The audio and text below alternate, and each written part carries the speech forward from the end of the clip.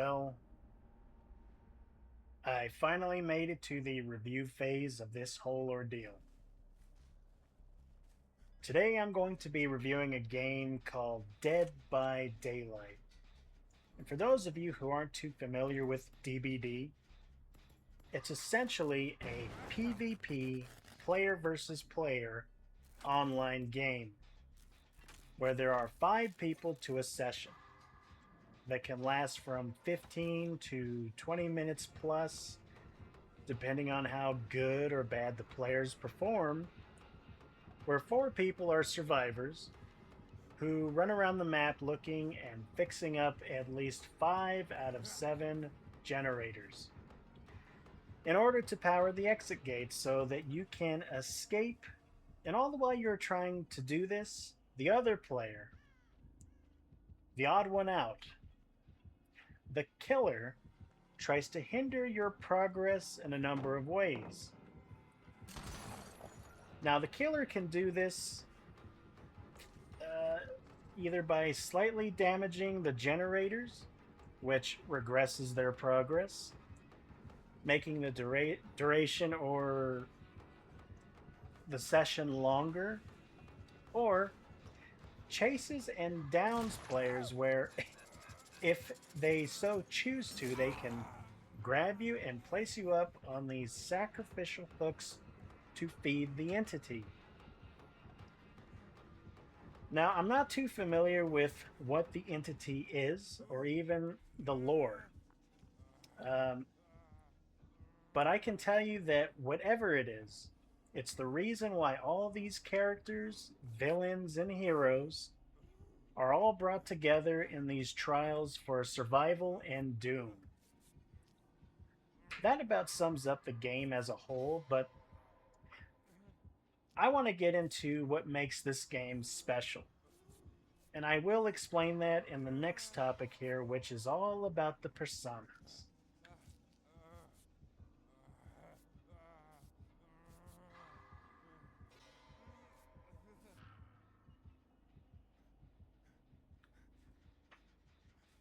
All right. Now, Dead by Daylight is not the first game that I played that is either just like it or similar. Not too long ago, there was a DBD like game called Friday the 13th. That was my first ever experience where you play as a stalker or killer that hunts and kills survivors. After that game went under, there seemed to be a lot of new games coming out that took that formula and ran with it, whether it was Bigfoot, Chased by Darkness, Chupacabras, Devour, or even Dying Light in a sense.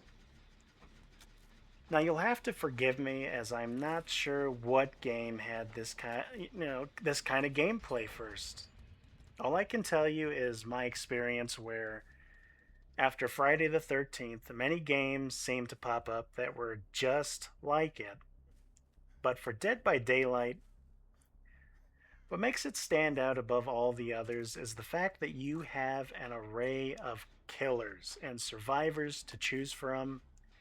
And not just any killer or survivor, but movie and gaming lore personas, such as Alien and Ellen Ripley from Alien, the Executioner and Cheryl Mason from Silent Hill. My personal favorite is Trevor Belmont and Dracula from Castlevania. And then Nemesis and Birkin, Leon and Claire from Resident Evil. And recently, newly added Jason. Yes, they added Jason, which is ironic as that character has now come full circle back to the killing floor. If you know Friday the 13th's legal issues, then you know what a big deal this must be. I'm leaving out many different names here, but I think you get the gist of it. And I don't want to spoil anything either, but basically you have options in this game. Aside from movie or gaming characters, there are villains and survivors that were created entirely by the DBD devs, and I give them credit where credit is due for creativity and twisted imaginations.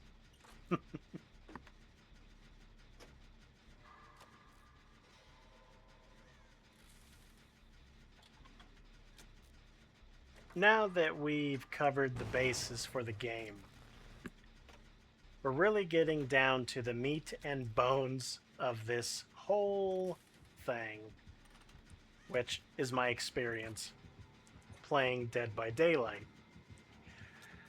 So, what is it really?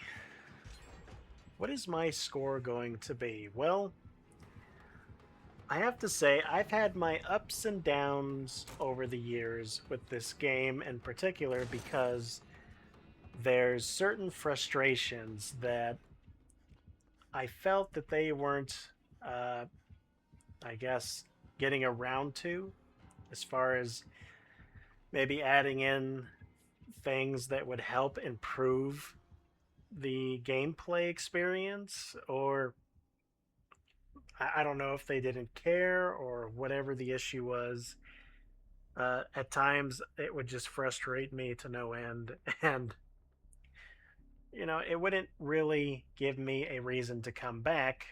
But the one thing I'll say about the gameplay, and this may sound a little negative or positive, I'll let you be the judge of that. So, the gameplay is very simplistic. It really is. So it's like if you're a casual gamer, you could jump right into this, no issues whatsoever. Uh, Anyone can play this game. There's not much to it. You basically have, as the killer, you have two attacks. Uh, One is a punch, the other one is a special type of strike. Depending on who you are, it could be a number of things, from chainsaws to throwing axes. And then, as survivors, well, you don't get to do much but run around the map and hope you don't get caught. But uh, that's about it. I think that's what makes the game very, I would say, unique, is that they, maybe it's because of that very basic formula of chase the person around the map, that it never gets old. It really doesn't. For me, I was expecting more innovations from the devs. I really was. But then again, I'm trying to be a reasonable and rational person because I'm not a dev. I don't know how much money or time it goes into putting in such things that I request, so I try to be happy with what I got. And I think people are very happy with the game as it is. Because even though I was always rooting for changes, and I really did want changes in the game that would improve it, I don't think they needed you know, I don't think they needed to. And especially at this point, why should they? Why change what works? And I try to understand that, where maybe people are funny about that kind of thing. If you go and try to change up everything, whether, because you don't know if it's going to be a hit or miss, so they could lose people, a potential customer base, just because they wanted to go and improve the game. But I guess that depends on what your idea of improvements are. Mine were always targeted towards gameplay. Because if you really think about it, I mean, even in Friday the 13th, now I brought this up earlier for a reason. If you go back and play it on Steam, and you can, especially if you bought the game years ago, you can still play it. There's just no way to incorporate the bots or anything like that. Um, the gameplay was significantly better. You know what I mean? And as a DBD killer, you only get 2 attacks, and maybe if you earn it, you get a finisher. On Friday the 13th, you had not only one, but 4 ways to end your opponent. And you had not only 4 of those types of ways to kill them, but you also had other options that you could choose from. Many different options. You could punch someone's head off or body slam them, poke their eyes out, whatever, whatever you fancied. And that's another thing I'd like to get around to are the survivors. Now, there were 8, maybe 7 to 8 survivors on a map versus Jason, as opposed to DBD's 4. And it wasn't, and what made it better is that I wasn't running around trying to fix generators, but you had different ways of escaping. You could uh, call the police and run towards the exit where they were at. You could escape by a boat. You could leave by a car. Um, and if you're witty enough, you could find a way to stop Jason in his tracks. And that's what made the game so fun. And not only that, but you had ways of defending yourself. Not only did you get to run around and not only sprint away, but you could evade Jason by diving through windows, setting up. I forget if you could set up traps, but I don't think you can or could. But I know that you could arm yourself with bats, guns, even firecrackers. There was just options you had in that game. And there's other games that were like that. For some reason, Dead by Daylight didn't have any of that. And in the dev's defense, you got to remember this game came out in 2016. I don't think they ever imagined that this game would be as successful as it is today. So, my first experience with Dead by Daylight was maybe a couple years ago. And even then, I thought they needed to add in something new, something fresh, because it can get repetitive. And especially if they expect you to build up and upgrade all these characters. And it takes a long time to prestige 1. And it takes a lot to prestige 1. Now imagine trying to prestige at least 10 different characters, not only killers, but survivors. It's just not happening. Someone has to pick like a certain amount of killers and survivors they favor and just focus on them for a couple years or months, depending on how much time you have to play. And hopefully that will, I don't know. I don't know if that helps the game where, but then again, it comes down to the gameplay for me, and I think for many people, it sticks to one formula.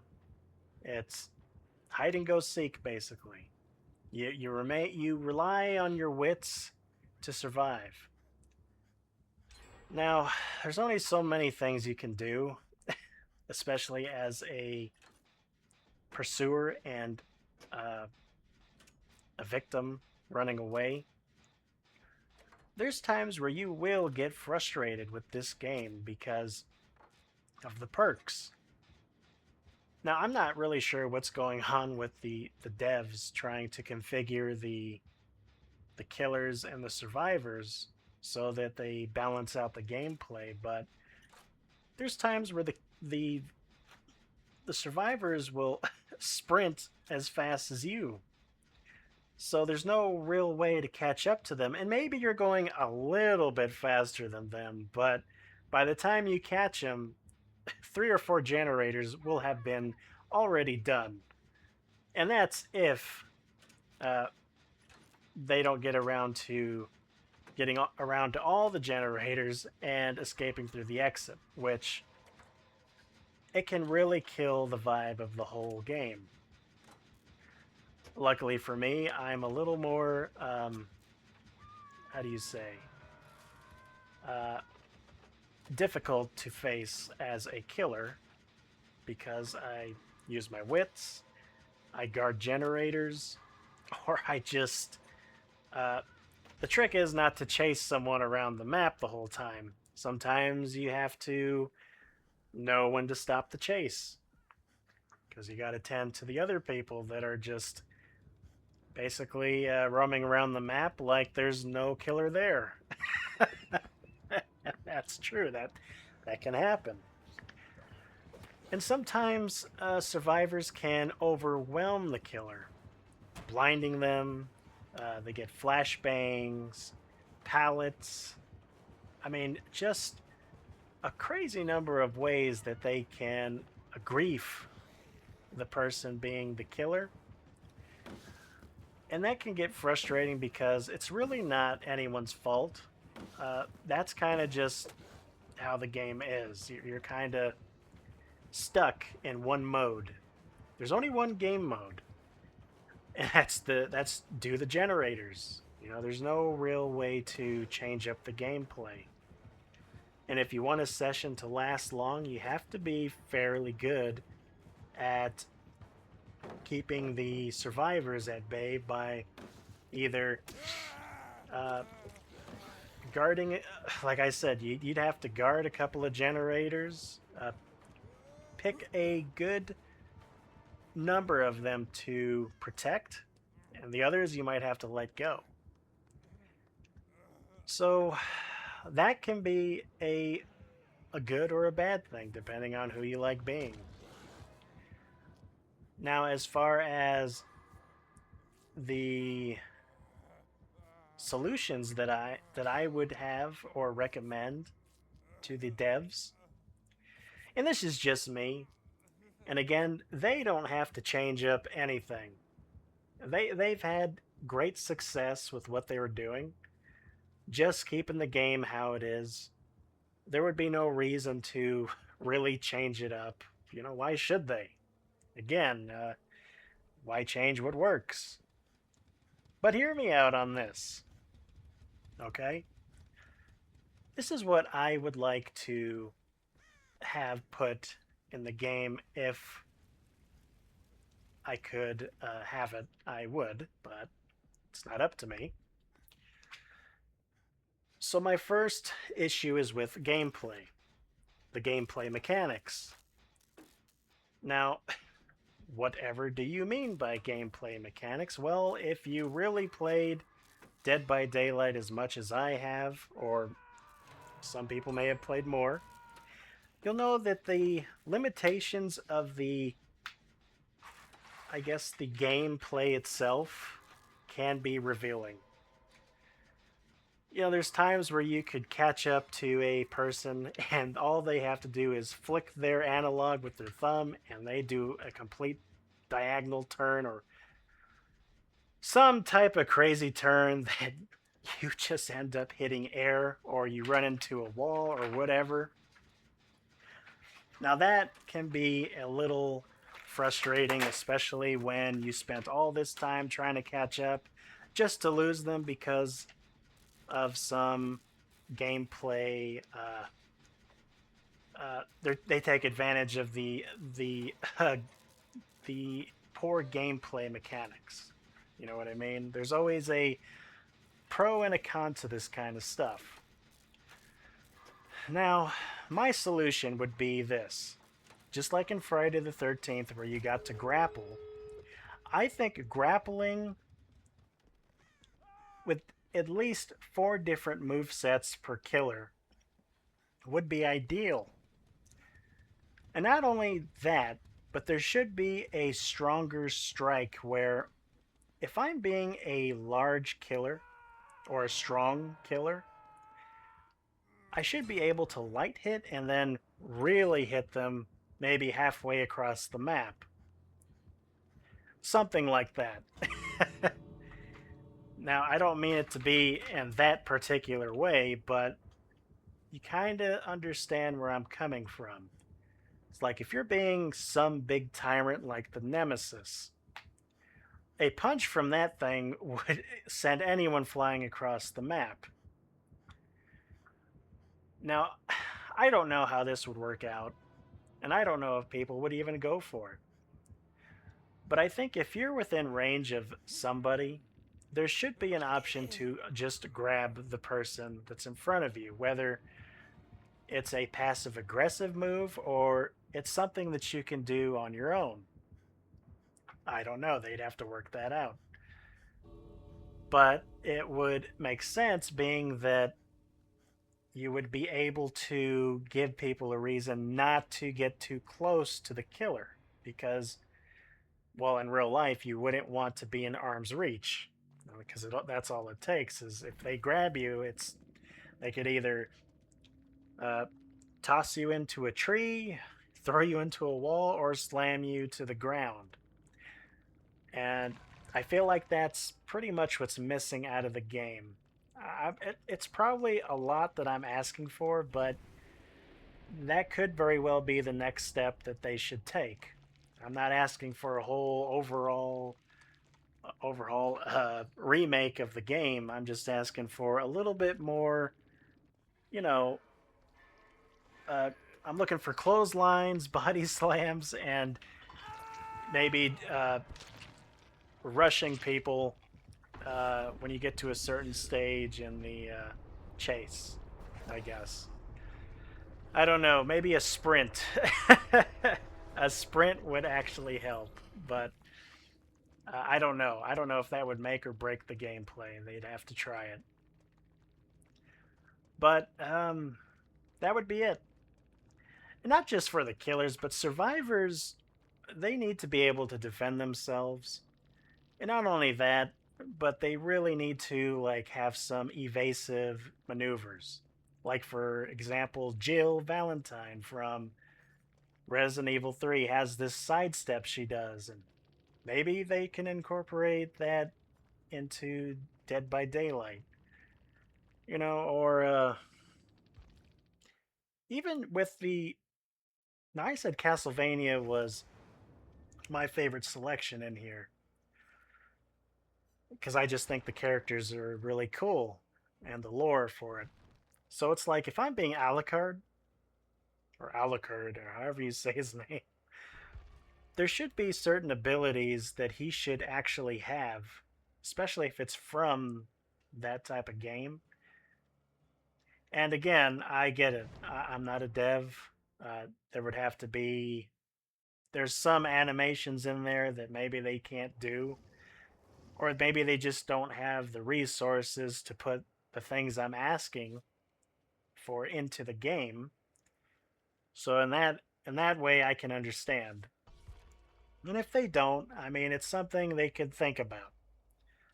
They have the creative minds. They got those twisted imaginations. I'm pretty sure they could come up with stuff. Because if I'm thinking about it, they have to be at least brainstorming something. They have to be. And again, this game came out in 2016, so I don't think they were expecting it to be uh, so popular in 2026. But I'm at the end of my rope with this game, or end of the road. Sorry, whatever the saying is. Um, I guess I just felt it was time to review it because I think I played it enough to understand that what I enjoy about it is the fact that I could come home, I could play a couple sessions, and either go to bed, have dinner, or whatever else. There's not much to the game. And I think that works out, especially if you work all the time like I do. You don't really have time to get into those really long build and craft and spend hundreds, if not thousands, of hours doing this and that. You really just want to come home, uh, get right into it, and then be done with it. And Dead by Daylight is good in that way. It really is. So, what else can I say other than I guess we'll get around to the score for it. Now, if you're not familiar with how I do reviews, a 1 out of 3 would not mean the game is bad. It doesn't even mean it's terrible. You have to look at it like this. It's like getting called to an assembly and winning an award. You win an award, that's great. I mean, you've done something right. I mean, if you've won all 10, then you've gone way beyond anyone's expectations. But the way I look at it is if the game at least makes my review, it means that the game is pretty good and that you should actually, as a matter of fact, if you don't already own this game, you need to go into the store right now and add it to your library. Just buy it online or at the Steam store and add it to your collection today because you're missing out. So, with that said, my final score for Dead by Daylight is a 2 out of 10. And mainly, I give it that score because of the character selection and the gameplay. And that's it. There's no story. There's no there's no other game modes or anything else other than what you get. You kind of just get right into it. I mean, they do have uh, ways to upgrade your characters. You get different perks and offerings and all this other stuff. And you get to prestige your characters, but I think what it really needs is more work on the gameplay. So I don't know if those things I suggested would help or make it worse, but those are things to think about. Other than that, I don't really have anything else to add to it. I think I pretty much covered everything. Unless people want to hear about the characters that I would like to see added into Dead by Daylight into the future. So, what can I say? What is my character wish? And let me get this clear here. I'm not really much into the survivors, so you'll have to forgive me if I only mention nothing but killers on this list. But anyhow, here we go. So my wish list for Dead by Daylight, and there is quite a bit. So my first, oh, what's the word I'm looking for here? I guess the first selection here would be Megan, the killer robot. It was a pretty good movie I saw, good horror flick. I mean, it was way better than I had expected. It's like Chucky on steroids. Instead of a killer doll, you got a killer robot that's like a doll. So I think she should be added in. The next character on this list is controversial and maybe not really ever going to ever grace Dead by Daylight. But I always thought Jeepers Creepers was one of the more scary, more frightening villains in all of monster lore. That thing is definitely scary looking, but because of the nature surrounding Jeepers Creepers, especially the movies, it's unlikely that that will ever happen. Now, this next one, maybe some of you may be familiar with, is The Thing. Now, imagine The Thing in Dead by Daylight, where you get to add some paranoia to the game, where you're not really sure if a survivor is who they are or who they claim to be. Because once the thing gets to you, they can mimic somebody. And that would be freaking fantastic if they added the thing in there. Another movie villain is the Wishmaster. I thought the Wishmaster was very underrated. I'm not really sure why I never heard of the Wishmaster or even let alone watched it before. I think I just barely watched this a couple years ago, and it is a really cool movie as far as horror goes. Now, these other two are kind of what everyone would expect to see in the game, which is Predator and the Terminator. Those would be some interesting characters to have in the game for sure. That was another game that they had, Predator. That was. I need to get back into that game soon here, but anyhow. So a werewolf, maybe just a generic werewolf, or there is a movie called Werewolf in London. It was my first ever movie that I saw with werewolves in it, and I thought that was pretty interesting. Where, anyways, they should add that in there along with Bigfoot. I think Bigfoot should be added to it. And this may be a little. I don't know how people would feel about this next one, the Indoraptor, or just the raptors from Jurassic Park. I feel like they're pretty. I feel like they have a horror feel to them. You know, that's definitely something to consider. This next guy here is like the clown of clowns, I thought, and even though the movies were kind of cheaply made, what made this movie was the acting, and this movie is called The Terrifier. Definitely add the Terrifier in Dead by Daylight.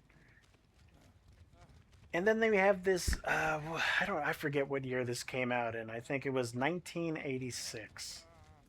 Jeff Goldblum, or however you say his name, he played as the Fly, and I gotta say that is one underrated horror movie. If you haven't watched that movie, you gotta see it. It's disturbing and disgusting. And then this one's a little history based because let me tell you something, folks. Some things in life are not fictional. There are some things out there that are so real, and yet you think that it can't be possible. But there's these the Lions of Savo or Savio or whatever you want to call the place. I'm sorry if I can't pronounce words today. I'm not too familiar with speaking this much. This is like the most I've ever spoken in my life. But, anyways, so these were two lions that actually hunted down, I want to say, there were workers or slaves for the it was some British excavation. I want to say the British went to Africa to build either a railroad or some type of road. And while they were trying to do this, these two lions kept attacking their workers and killing them. And I think for the longest time they could not take out these lions. And they were man eaters. They killed people. I think they actually went and had their bodies on display somewhere. I forget. But I always thought that was a little too weird, you know, because I always think that, if a guy has a gun or whatever, then he could take on a lion, or at least a lion, if you have a really heavy pistol or whatever. But this went on for a while. They even hired a expert hunter that just could not catch them. So that's something interesting that the devs might want to look into. And these last two are, they might make or break the game, but I thought Agent Smith deserved at least a mention. He definitely does deserve to be in the game, especially if Wesker's in it. Why not Agent Smith? And then the very last one on the list is one villain who actually might stand above them all, and it's Gray Fox from Metal Gear Solid. I don't know how they would get the rights or permission for that, but that would be an ideal killer slash hunter to have in the game. And that would be it. I think that's all I got for today as far as this review. I hope I covered everything. I gave the game a 3 out of 10. And I hope it improves over time. Though they don't have to improve the game, I would like to see some innovations in it. Something. Anyhow, I appreciate anyone who's actually listened to me this far into the review. I'm sorry if I stumbled on my words. As you can tell, I'm not the best speaker, but I'm speaking from the heart. I just say what's on my mind, and I try to articulate it as best I can. And that's it. I guess I'm finished with the Dead by Daylight review. And then I'll go on to the next game, or whatever it is that I gotta try out and get out there. I hope you guys have a good one. Try to stay out of trouble. And if you haven't played this game already, I urge you to go and try it. And otherwise, have a good one. I will see you all later. Later, alligators. All right.